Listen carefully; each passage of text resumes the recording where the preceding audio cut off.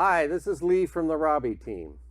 In our last video, I promised we'd see the Robbie framework finally interacting with my robot named Antwerp in this video, and that's what we're going to do.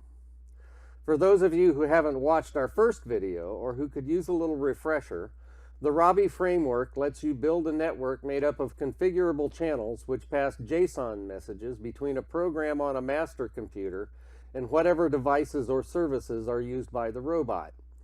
If you want a more detailed description of how the framework operates, you can check out our first video. In this video, we're going to take the first step in controlling the treads on the body. So, in other words, control the movement of the body. For now, we're just going to be able to see and hear the motors run in different directions and stop. I'm not going to put it on the floor yet. Instead, I've got it sitting on a platform that allows the treads to move without moving the bot. So this will be sort of a static test of body movement. We'll kind of start at the end here so you can see what we're working towards when we look at how the program was written using the framework. So let's look at this simple UI for running the motors and show it working. Basically, it's got 5 buttons. We've got forward,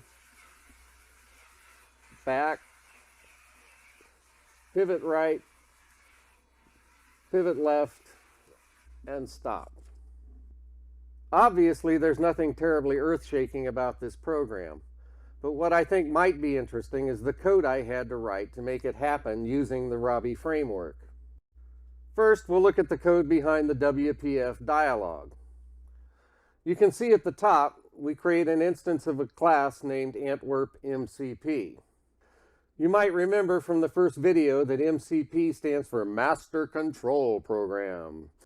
So the Antwerp MCP class is derived from the Master Control Program base class exposed by the Robbie framework. Moving down in the code, you can see that each button click event calls the same send message method on the MCP object, with each one sending a different command code. Now we'll look at the Antwerp MCP class. You can see where it derives from the MCP base class here.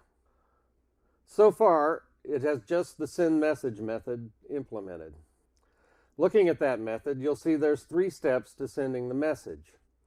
First, I create an instance of the body message command schema class. This class models the message schema used by the framework for messages passed from the MCP to the Arduino card. You may remember from the first video that this class is automatically generated by the UI for the framework. Next, we serialize the message object to JSON using Newtonsoft and include it in an instance of an EventArgs derived class named MCP Message EventArgs. Finally, I call the send message to channel method, which is exposed by the MCP base class. And that's all the code I wrote to operate the treads on Antwerp, of course not counting the simple Arduino sketch that actually drives the motors. In our next video, we'll go back to the framework's UI, and I'll show how we set up and test the network we're using in this little program. Thanks for watching, and hope you're all adjusting to the new normal.